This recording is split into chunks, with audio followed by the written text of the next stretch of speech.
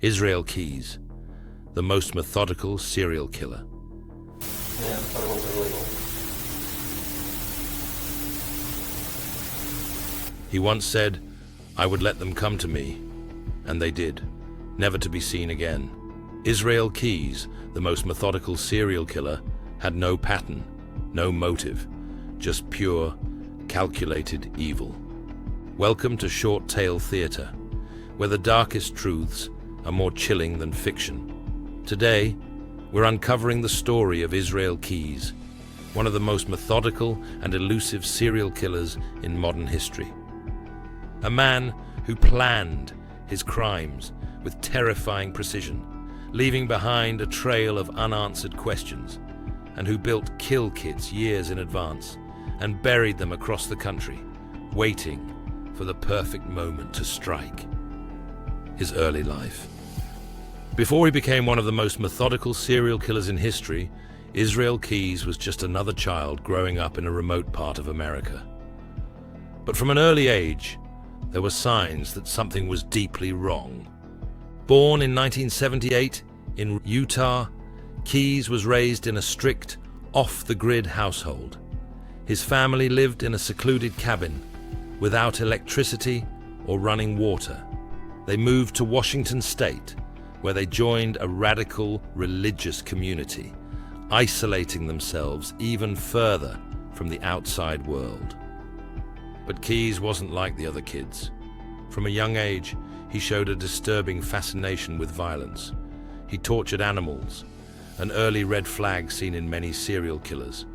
And while his family lived by strict religious rules, he secretly rejected them, developing a cold and detached view of the world.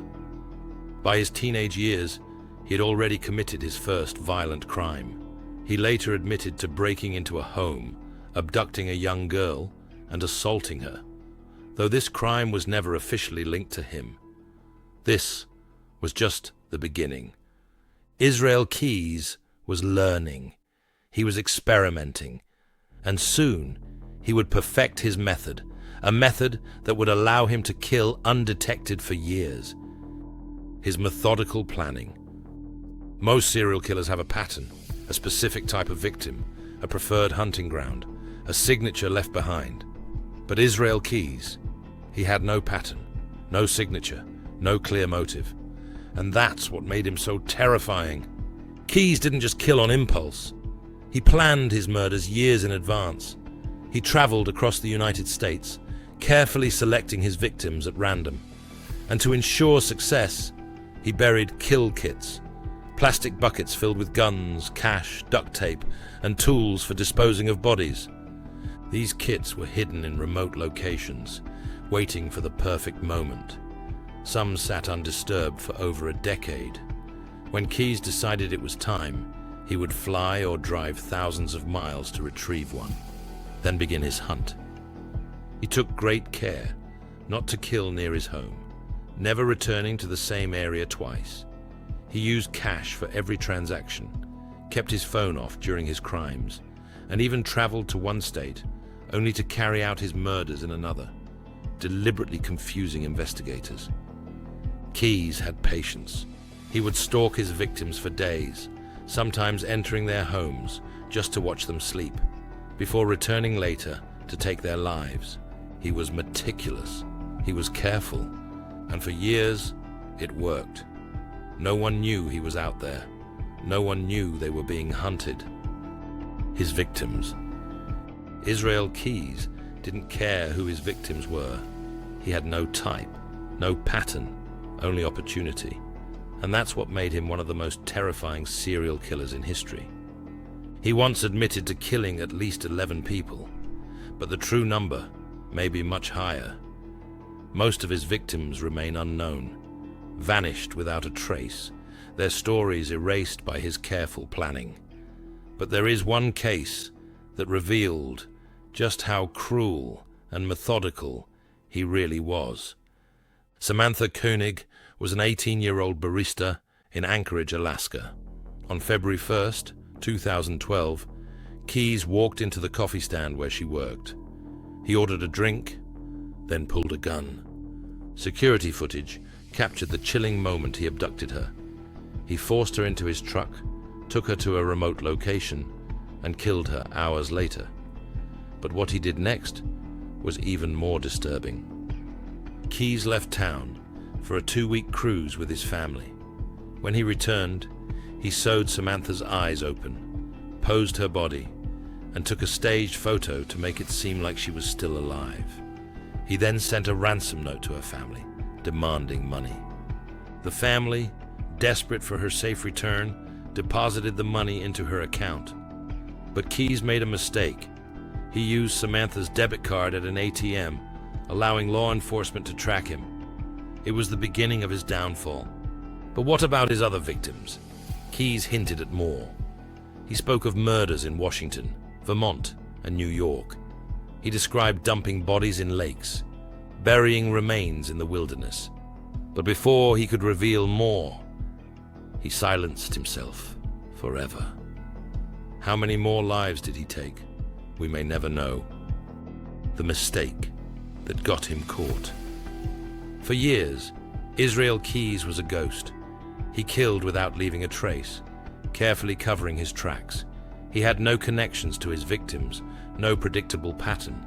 Law enforcement had nothing to go on. But even the most meticulous killers make mistakes. And Keyes made a big one.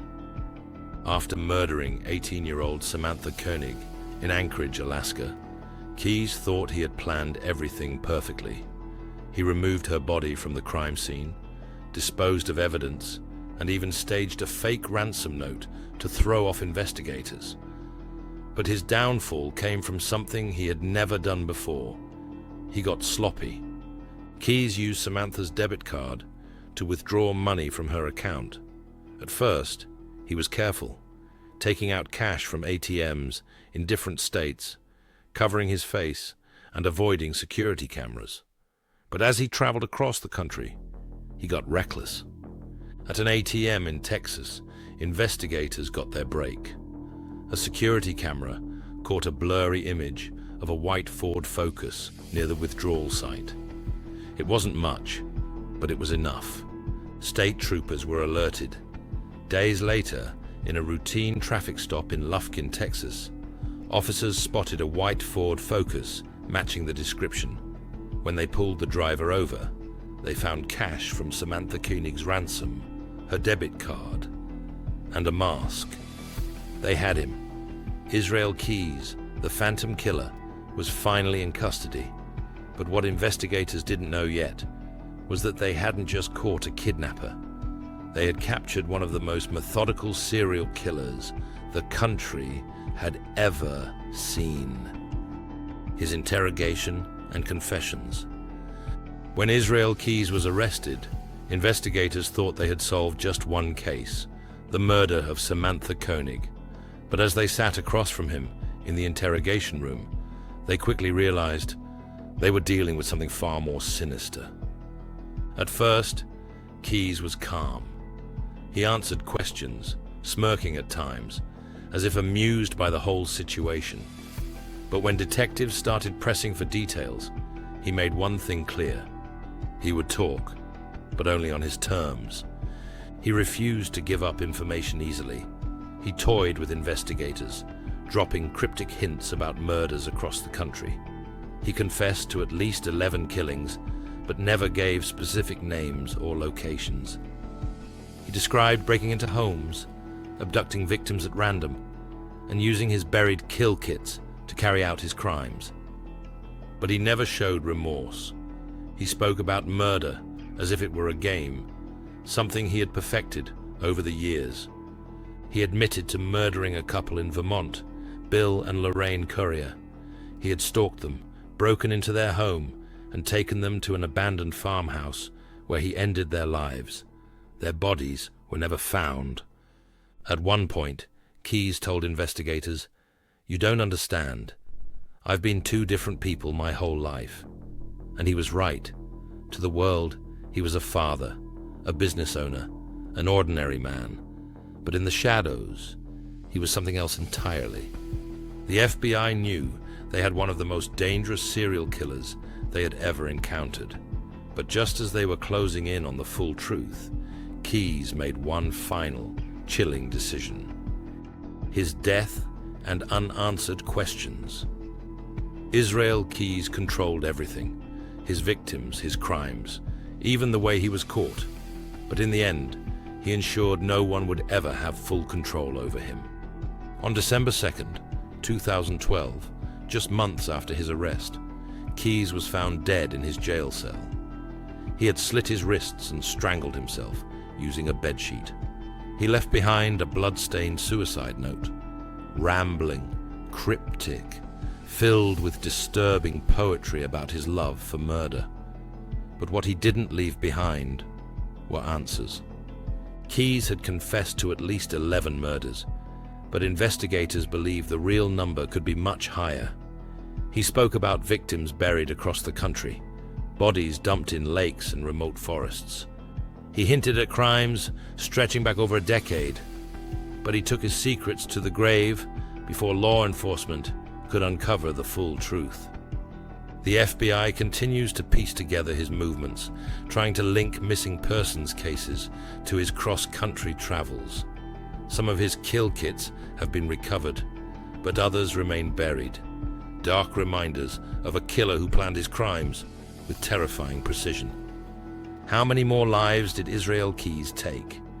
How many families are still waiting for answers? We may never know, but one thing is certain. He was one of the most calculated, methodical serial killers the world has ever seen. What do you think about this case? Do you believe there are more victims still undiscovered? Share your thoughts in the comments below. If you enjoyed this video, make sure to hit the like button and subscribe to the channel for more true crime stories. Thanks for watching.